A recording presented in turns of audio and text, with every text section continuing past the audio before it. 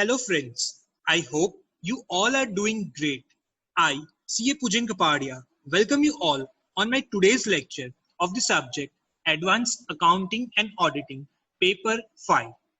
In the last video, we have dealt and started with the topic of Introduction to Auditing, under which we have done several topics. Today, before starting with the new topic in the same unit, I would just like to brush up the things that we have already covered in the last lecture. The first thing that we have learned in the last lecture was from where the word audit has came from. So we have learned over here. It has come from the word audire, which means to hear. And I have explained you the brief story of how the fraud was heard by the king of the kingdom. So it was the origin from where this word has been derived from. Audire, which means to hear.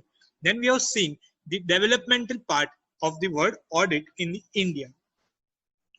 Most important definition of auditing that we have covered is the definition was given by ICAI, that is the Institute of Chartered Accountants of India, on which we have covered mainly the three keywords. What is audit basically? It is the independent examination of what? Of the financial information. We are not concerned whether the size of business is small or big, whether it is a partnership firm or a company, whether it is profit oriented or not.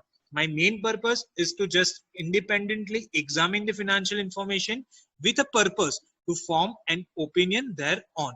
And in the below part of a slide, I have mentioned the word true and fair view, that it should be correct and should be properly transparent in all the aspects. So if I talk in terms of balance sheet, it should show true and fair view of the financial position. If I'm talking in terms of profit and loss account, it should be showing true and fair view in terms of profitability.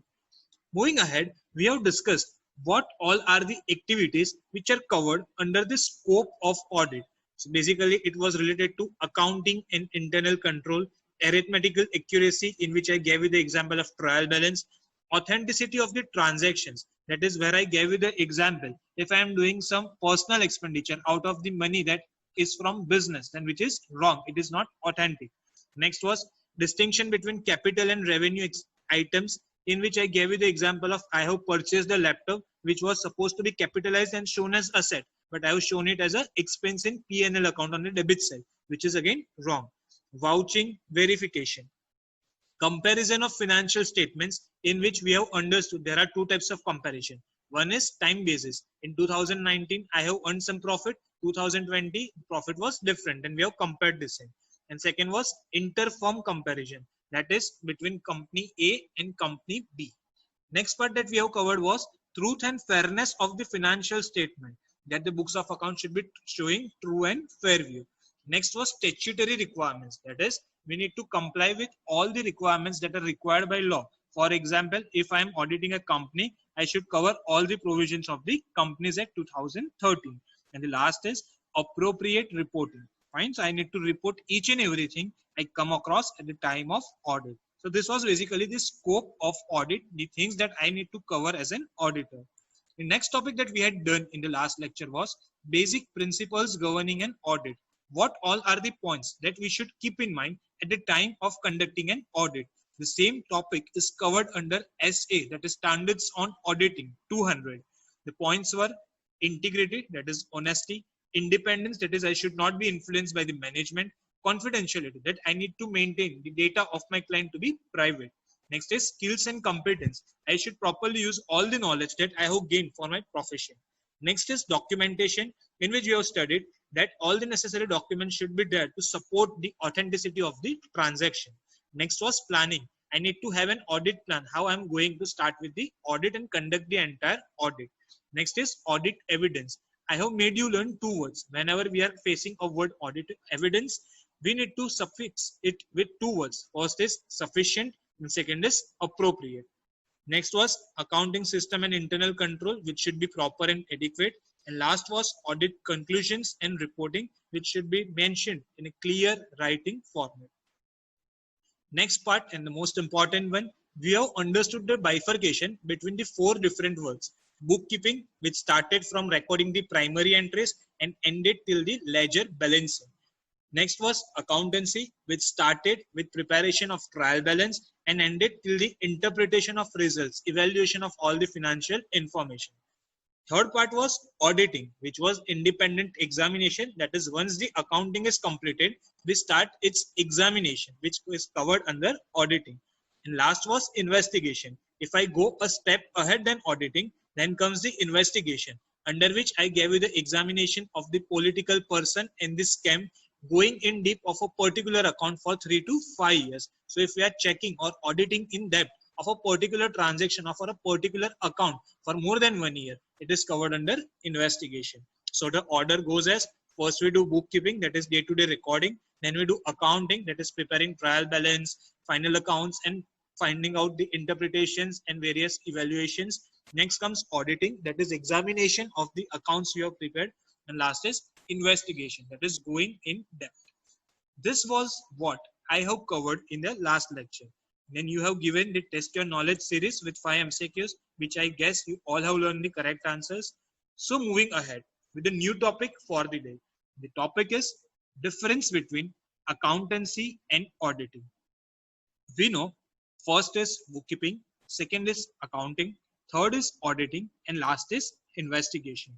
Here in this slide, what we are going to learn is what is the difference between accountancy and auditing. So let's start it. First point is scope. Scope means what is the major activity that you need to do.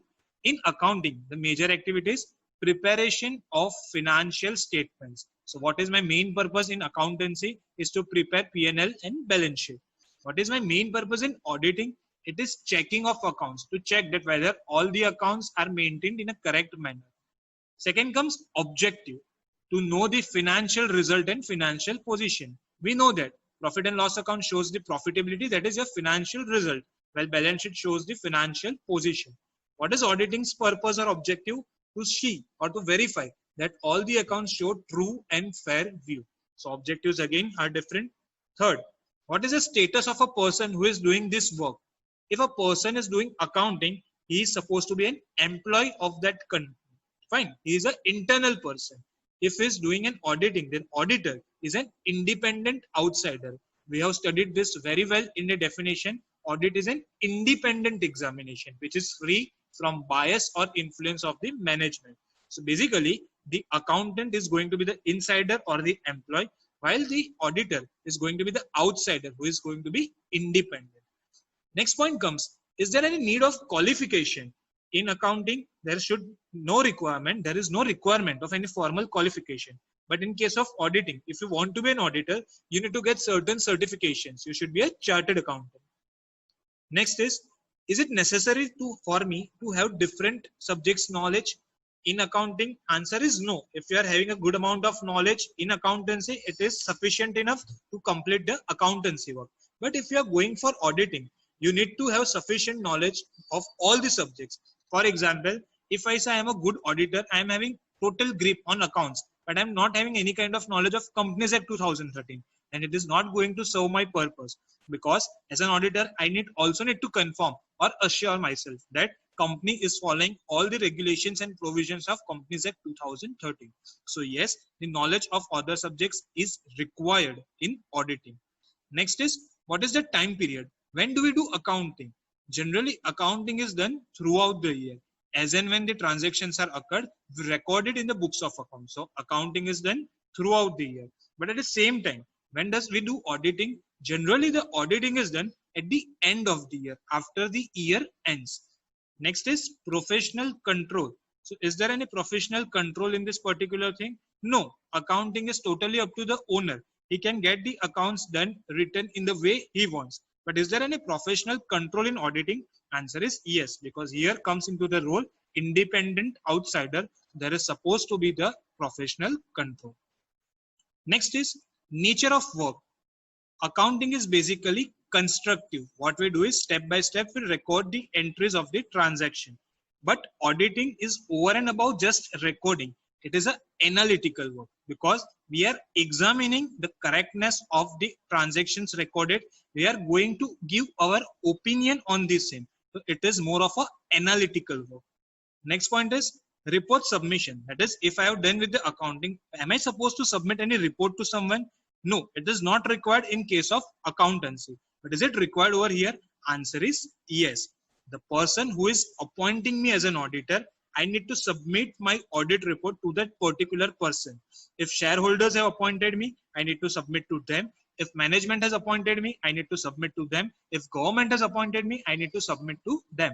In short, as an auditor, it is my primary responsibility to give my opinion in form of written report to the authority who has given me the appointment. Next, accountability to whom the persons are accountable, answerable. In case of accountant, the person who is writing the accounts, he is answerable to the management, board of directors of the company, while the auditor is not answerable to management because he is appointed by the shareholders, so he is answerable to shareholders. Please keep this in mind very clearly. Accountant is appointed by the management, so he is answerable to management. Auditor at the other side is appointed by the shareholders, so he is answerable to shareholders. And the last part is dependency. Whether one thing is dependent on another? No. Accounting is not dependent on auditing. If I am recording the transactions, I am not recording that they are supposed to be checked. If audit is not done, then also I am doing my accounting work. So accounting is upfrontly not dependent on the auditing. But at the same time, if I talk about auditing, the auditing starts only after accounting work. So I can say yes, auditing is dependent on accounting. If accounts are not written, then what I'm going to audit? Fine. As a result of which, auditing can be done only if accounting is done. As a result of which, I can say auditing is dependent on accounting. I have given several points of difference, so it will be easier to you to memorize, and write in your examination. I'm giving you 1 minute. I would request all of you to just take a quick overview on all the points I have given in this slide.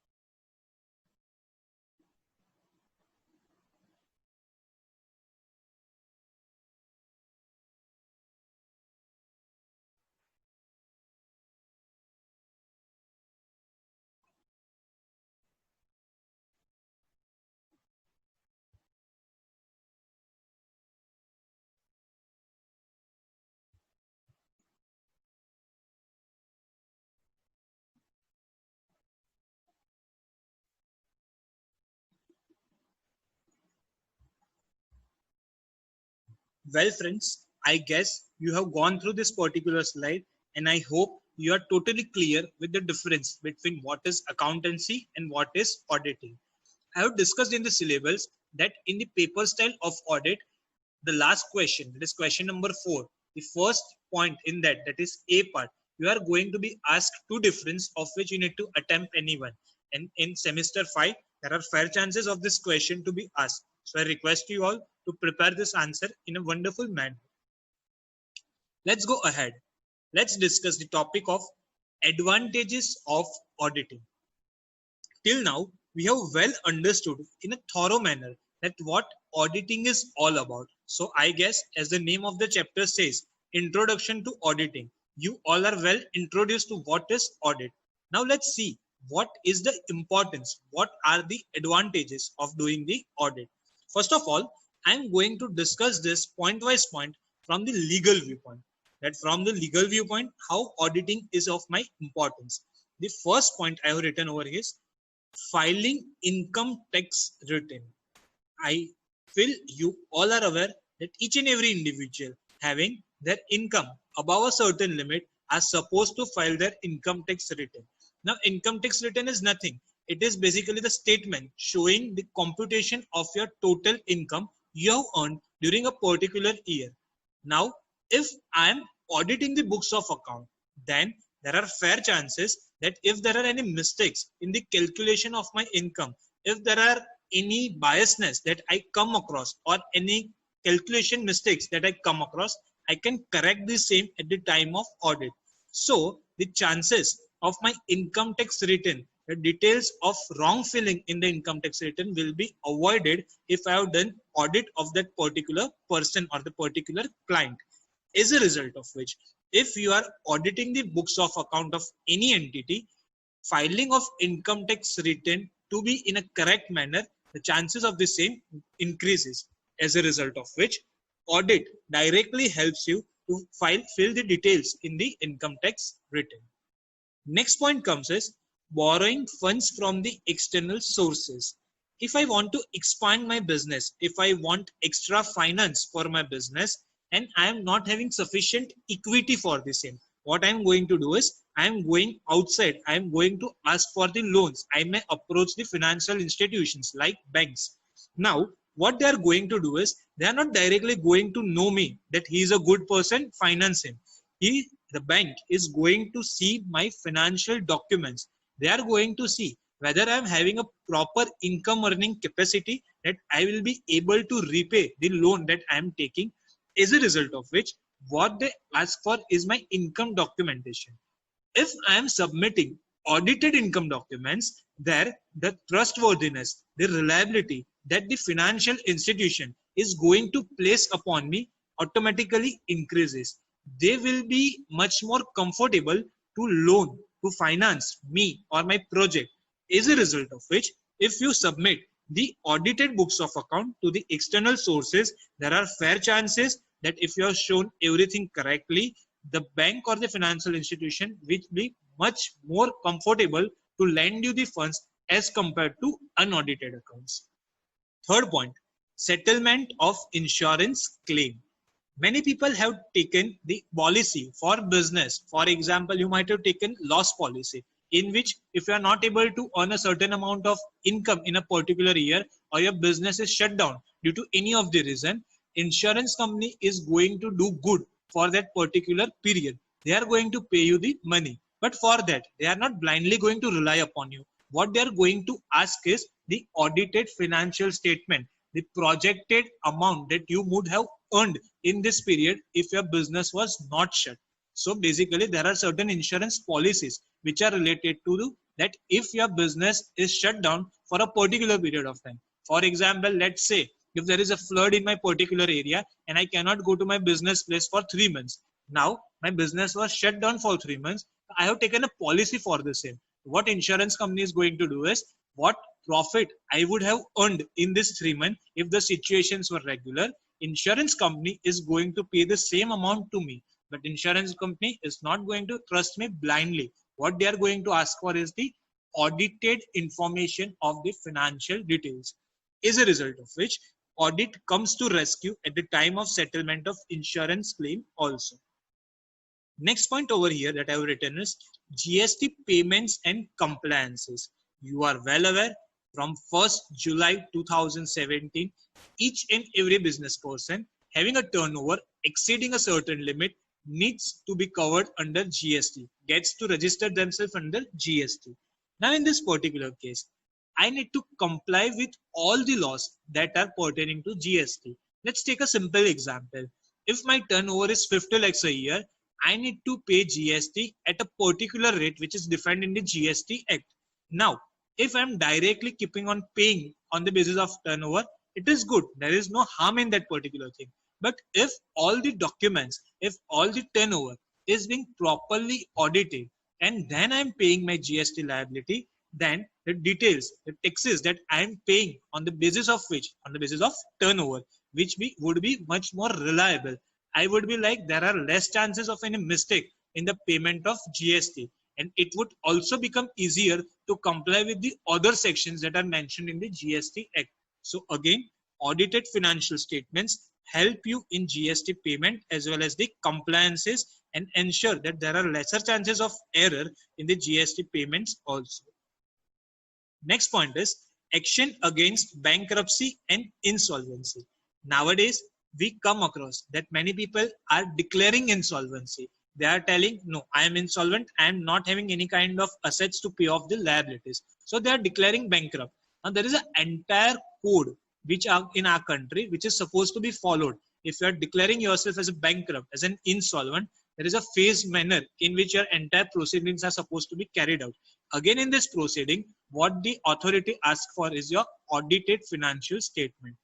In crux, all these points are something which is related directly or indirectly to the law part from the legal viewpoint. So audit is required, as a result of which you can do your work in a much more easier manner, so that the reliability of the financial information that you are providing to any kind of authority automatically increases due to audit.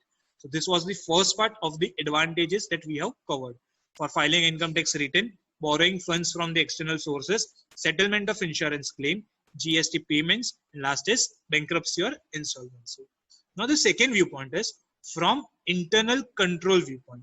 First point is quick discovery of frauds and errors. Now just imagine two situations. There is a company in which I am not doing any kind of audit. If I'm not doing any kind of audit, I'm not going to come across any mistake or any flaw that is being occurring in the books of account, right? Against which there is a company in which a regular audit is conducted. So if there is any mistake, if there is any flaw, the independent outsider, that is an auditor, will quickly identify in his regular examination. As a result of which the frauds or errors are more likely to be identified and which can be brought to the eyes of the shareholders or the management. Hence, auditing helps in quicker discovery of frauds and errors. Second is moral check on employees. See, if you are a student, fine. Basically, you are a student and you are giving an examination. Imagine the situation, there is no supervisor and you know that no one is going to supervise you. You will feel free and you will free. There are no one who are going to catch us up, so we can easily copy. At the same time, if there is a supervisor who is continuously supervising what you are doing, what you are writing, then you would be hesitated and you won't copy. This is the same thing that happens with the auditing. If employees know that whatever transactions they are recording are supposed to be cross-checked, are supposed to be supervised by any other person, they would do it with much conciseness. They would do it so that there are no mistakes left in this particular entry. As a result of which, there is a direct check, a moral check on the employees. In short, what I want to prove from this point is, if you know that there is someone who is going to check your work, you will do your work in a much more better manner, in an accurate manner, so that no mistakes are there in that particular work. The same role is of auditing with the employees. Next part is advice to management. During the course of audit, if I come across anything that if it would have been done in some alternative manner, it would be more beneficial to the management. And I'm surely going to give my recommendation to the management so they can implement my idea and then can earn more profit out of their normal business activity. Next point is uniformity in accounts. If your books of accounts are being audited by the auditor on a regular basis, the way of maintaining the books of account will be uniform. Uniform is basically you will know where what things are available. If I want to find sales, I'll be directly going to trading account, right hand side top. I know the sales is definitely being going to be recorded in that. There is a prescribed format in law which all the auditors follow. As a result of which you will find uniformity in accounts. Next points are settlement of accounts of a deceased partner. You might have heard, you might have studied in 11th standard Partnership Act and its accountancy, in which there was a point, retirement and death of a partner.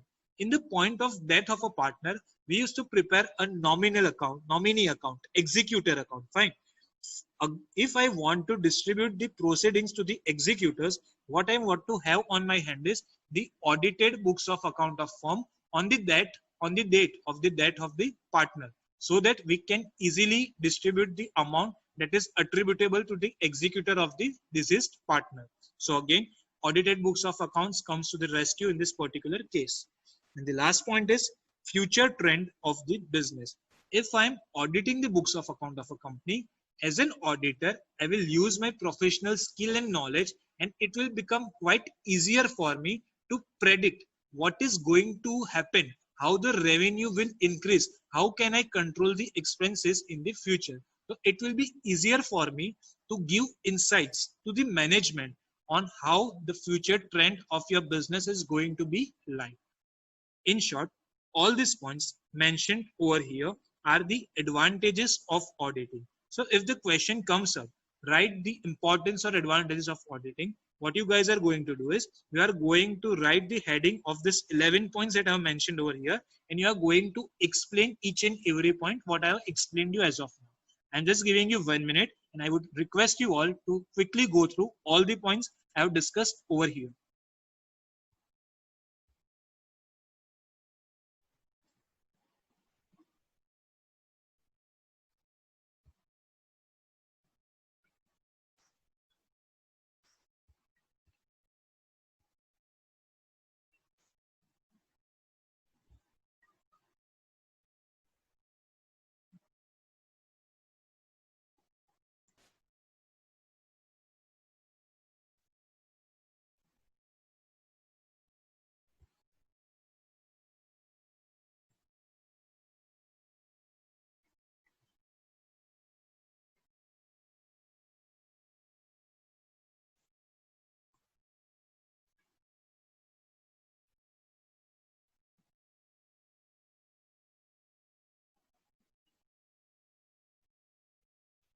Well, friends, I hope you have taken a quick view on all the points and all the points are clear to you. Moving ahead to the last part of today's lecture and this topic, that is Introduction to Auditing, limitations of auditing. We know nothing is perfect, right? So the things that have advantages are supposed to be a part of criticism also. So let's take a quick view on the points of limitations of auditing. The very first point is lack of assurance of completely correct accounts. As I quoted, nothing is perfect. No matter how properly I am doing the audit of the books of accounts, there are fair chances that there can be anything that I cannot find by my normal audit. There is something, some fraud which is planned so judiciously in such a deep manner that it is not possible for an auditor to find it from his general practices. As a result of which, audit is not giving you 100% guarantee that your accounts are definitely accurate. What you can tell is up to the knowledge, up to the observation that I have done as an auditor, the accounts are correct. But I cannot ever give 100% guarantee because all these scams we come across in our day-to-day life, all the books of accounts are audited, friends. Though there comes out this scam after certain years, as a result of which no one could give 100% assurance that all the books of accounts are completely correct.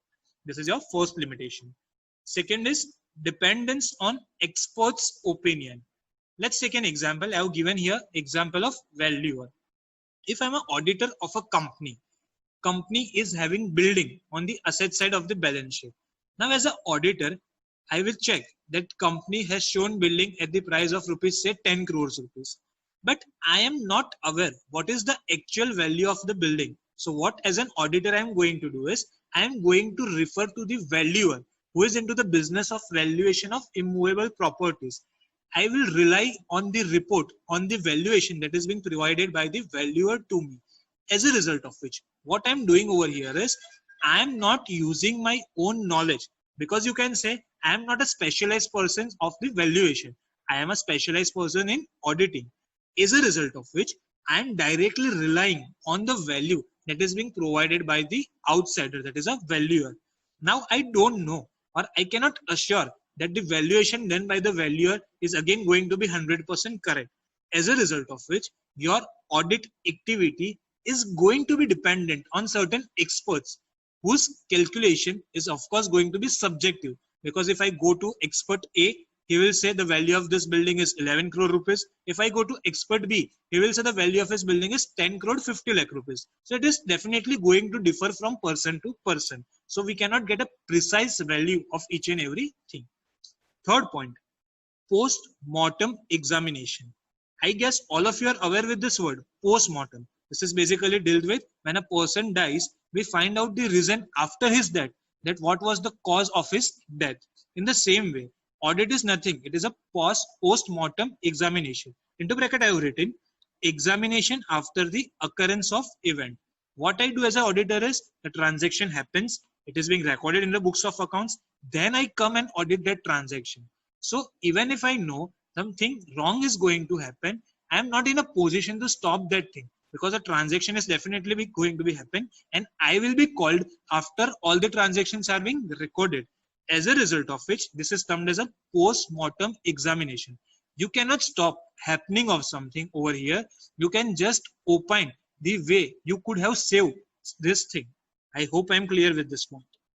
Next is existence of errors in audited accounts. As I said in first point, nothing is perfect. If there is a well-planned error or a well-planned fraud, you cannot make it out from your general auditing practices. Next point is auditor's prejudice. For example, I'm auditing the business of my cousin brother. Now he has done something in the accounting which is quite not up to the mark of the law. But what I will say is, okay, fine, he's my brother, let him go, fine. But there comes a prejudice in place. I am not independent in this particular thing. So whenever you are auditing anything, it is for sure somewhere as a human being, you are going to be prejudicial to the interest of the auditee. As a result of which, again, you cannot verify or say all the accounts are 100% true and correct. Next is influence of management personnel. If I'm an internal auditor, I have been appointed by the management. I know if I will be having a good terms with the management, I will be reappointed as an auditor for the next time and the next time again and again. So what I'll do is I will be influenced at times as from the management personnel. If he says we don't want to show this particular entry in this particular year, we'll show in next year. I'll say okay, fine. If you are saying so, we will do the same. So this is basically wrong. Auditor in a professional capacity should never do this thing. But sometimes out of the influence or a dominant power of the management, this thing happens. So again, this is a limitation of auditing. Next is disturbance in regular work. As I told you, as the year ends, auditor is being called for examining the books of account. Now, when an auditor is auditing at a business place, the normal routine work of the accountant is disturbed. He cannot focus on the present transaction because he is there to facilitate the auditor. He is providing all the documents of the last year to the auditor. So our normal routine work gets disturbed due to the audit. Next part is expensive. Of course, if you are hiring an auditor, you need to pay auditor his fees, as a result of which it is going to add to the cost that you are normally incurring for your business. Next is it is not useful for small business units. People generally say small business units have small amount of transaction. Transactions are few in count. Fine. As a result of which, if you are hiring an auditor, the charges of audit will be much more higher, while the need of the same is less. So you can say cost is more and benefit is less. It is better to avoid auditing for small business unit. Again, this is a general thing that people say. How much right, how much wrong, we cannot comment upon the same. And the last point is lack of information, explanation received from the management. For example, during the course of audit, I come across something and I find this is something which is a bit complicated, or I'm not getting how this transaction has actually occurred. What I'll do is I'll directly go to the management board of directors and ask them for explanation, that kindly explain me this particular transaction. Now, if they try to avoid me, they say they won't be able to share how this transaction happened, then this mystery or this query will remain a mystery forever for me, because I have not got proper explanation for this particular transaction. If this thing happens, that the sole purpose of my audit of giving an opinion would fail. So all these are the limitations of auditing. Again, I'm giving you 1 minute. Just quickly go through all the points.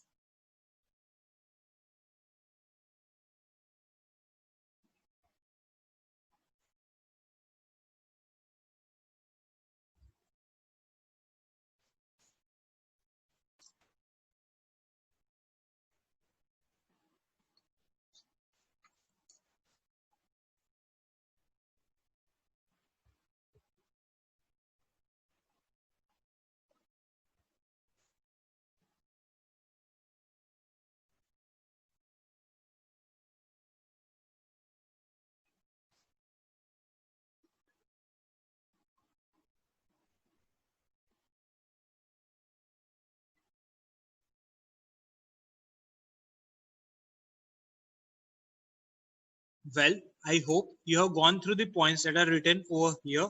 So with this, the chapter comes to an end. The topic that we have discussed today basically include the difference between auditing and accounting. Second was advantages of auditing, and the third was limitations of auditing. Now coming to your favorite part, that is test your knowledge. The same rules apply. 5 MCQ will be placed on your screen for 25 to 30 seconds. You need to mark your answers. After completion of all the 5 MCQs, we are going to discuss the correct answers. So your time starts now.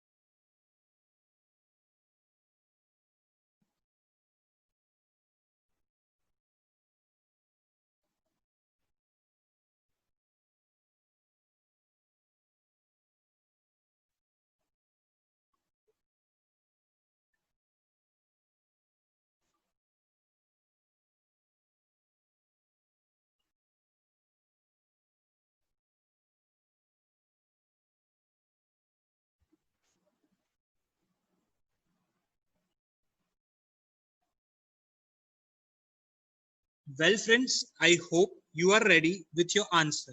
So now it's the time to check the correct answers. Question number 1. The purpose of audit is to. Correct answer is option C. Verify the truth and fairness of accounts.